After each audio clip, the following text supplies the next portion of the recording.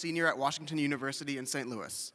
Over the past year, I've been working in analytics for Rapscore, and today I'll be talking about what we've been working on.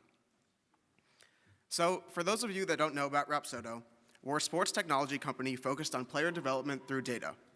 Our product is a device that allows players to visualize and capture the movement of the ball, whether it's for hitting or pitching. Today, I'll be focusing on pitching. On the screen, you see an example of our user interface and the output that a pitcher might see after throwing a pitch in the bullpen. This includes data such as the speed, spin, true spin, spin efficiency, break, and trajectory of the ball. So currently, scouting is fairly subjective, based largely on the eye test. Teams grade players on certain tools according to the 20/80 scale, where 50 is major league average and 10 represents one standard deviation. In particular, pitchers are graded by each of their pitch types, as well as other overarching descriptive qualities, such as command, pitchability, deception, and arm action. This method has several drawbacks.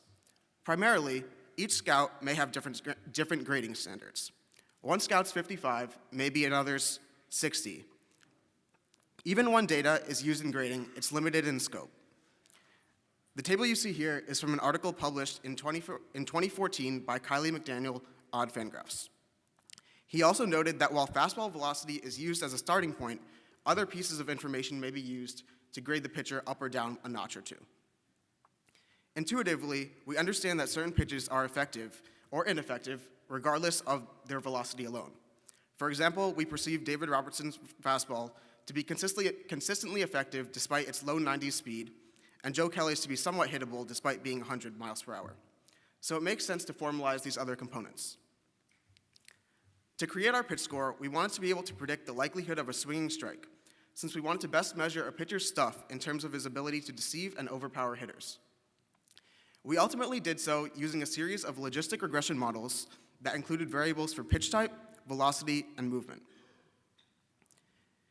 We also tried to use a measure of command, but found out that it wasn't significant in measuring swinging strikes. After creating the models, we were able to generate an expected swinging strike rate, which we then converted to the 20/80 scale for our pitch score. Ultimately, swinging strikes are valuable in that they lead to strikeouts. So to test our new metric, we considered a few key measures. First, is it reliable from season to season? We looked at all pitcher seasons from 2008 to 2018 and examined how each metric correlated to itself from year X to year X plus 1. We found that the pitch score is more reliable from year to year than either swinging strike rate or strikeout rate. In addition, we looked at predictiveness and descriptiveness. Predictiveness is how well each metric predicts strikeout rate the next year, while descriptiveness is how well each metric correlates to swinging strike in the current year. While the pitch score isn't as predictive or descriptive as simply using the swinging strike or strikeout rate, it's competitive enough that we believe the reliability is especially important given how our product is used. The device is used from MLB to college to high school to youth baseball across many different environments. Since the pitch score is based on the qualities of the pitches alone, we believe it can be used as an equalizer across these environments. It's important to note that the measures in this table are based on MLB only. So while strikeout rate might predict itself better than pitch score in MLB, pitch score may be better suited to evaluate a pitcher moving from, say, the Pacific Coast League to MLB. Here are some of the league leaders in pitch score in 2018. It's also important to note that while we're using the 20/80 scale, we're not capping values at 20 or 80. Just like a normal distribution, you'd expect a few pitchers each year to break the boundaries of 3 standard deviations.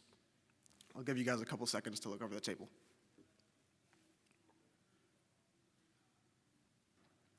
It's also value in that the pitch score is used for every single pitch, so we can build up a strong sample size very quickly, rather than relying on other metrics where the denominator is batters faced or innings pitched. This is crucial, especially in player development, where we need to be able to diagnose problems and track improvements in real time. One of my favorite improvements came from Wade Davis between 2013 and 2014, when he actually developed from a very average starter to a dominant reliever. This is actually the best year-over-year improvement in pitch score since 2008, when you can see pitch scores that are in the low 50s, even in the 45s, to going to the 60s by the next year. We also wanted to visualize and quantify the interaction between a player's pitch types. In defining which pitch types to include in a player's repertoire, we used a minimum of 5% usage. This is based on a study by Ben Lindbergh over at Grantland in 2015 that concluded that 5% is significant in affecting a player's performance. We looked at 4 different categories, which we call the pitch matrices: location, movement, release, and velocity.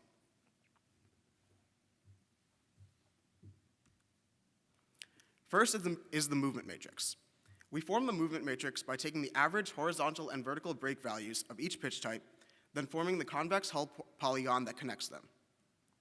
We measure this by calculating the perimeter of the polygon. So if you look at the movement matrix on the screen, it's Mike Fiers, who had a pretty good year in 2018, and he also had the largest movement matrix in the league over the course of that year. You may be wondering why we don't fill in the polygon and just take the area, which would be a good question.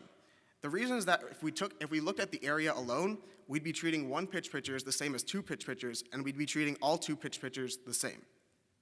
But we can also see that it's possible to create enormous differences in movement, even with 2 pitches. We see Rich Hill do that here. And we want to give pitchers that have 2 pitches credit for being able to differentiate their pitches very widely, as Rich Hill is able to do with his fastball and his curveball. Most importantly, the movement matrix can be used as a visualization tool to aid in player development. In particular, it can be used to either identify weak pitches that could be more effective with a better break profile, or in pitch design to create a new pitch that complements the current offerings well. Trevor Bauer is a great example of this, as he's spoken about publicly. He's increased his movement matrix in each of the last 3 seasons, and you can see the stark difference between 2015 and 2018.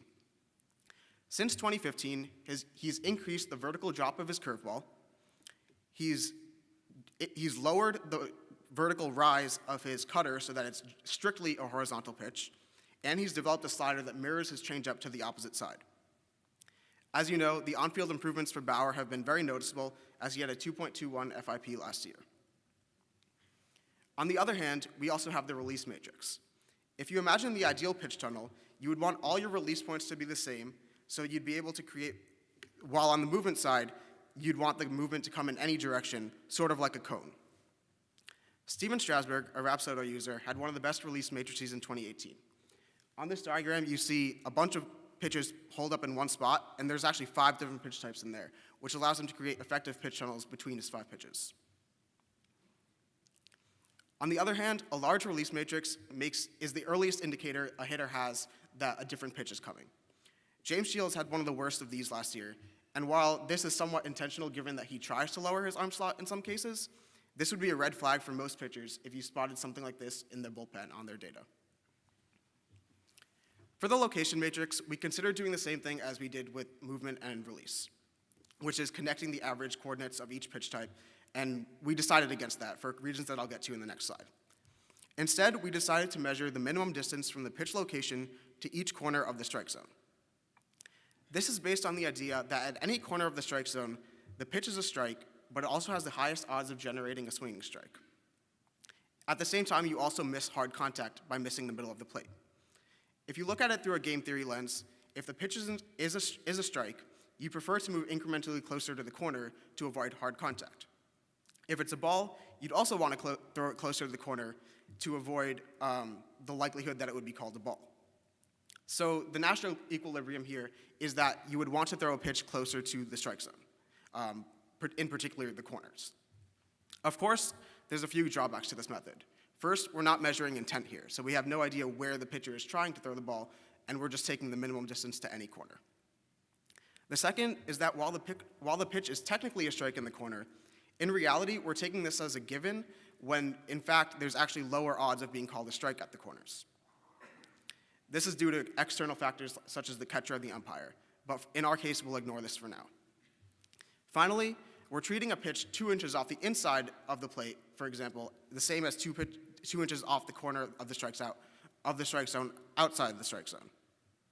In further analysis, we would separate these 2 cases and treat them differently. Still, we found that a pitcher's average location score is actually a valuable metric. It's actually far more predictive of walk rate than walk rate itself, and much more reliable. Here, you can see why we discarded the idea of a location perimeter, which is less predictive and less descriptive. Finally, the velocity matrix is the simplest of the 4 metrics.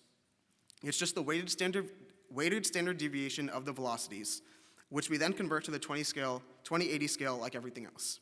Here are some of the league leaders in mixing speeds last year, which I'll leave on the screen for a couple seconds.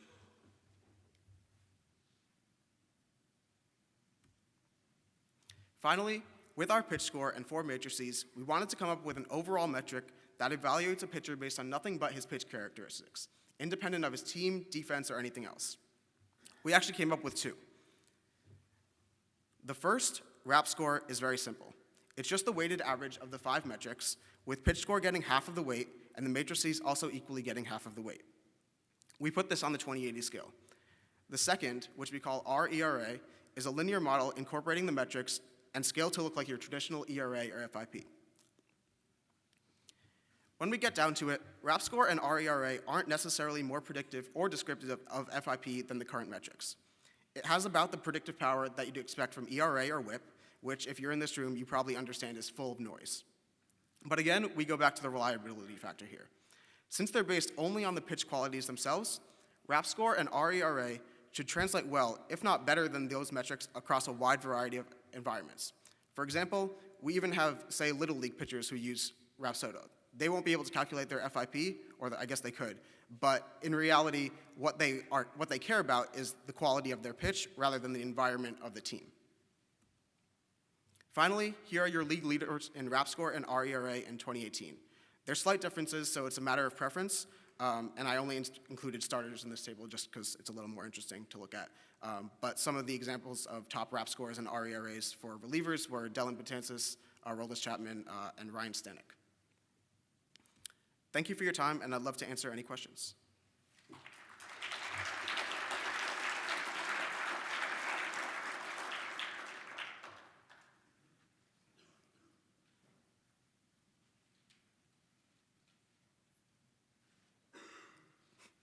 Okay, sounds good. Thank you.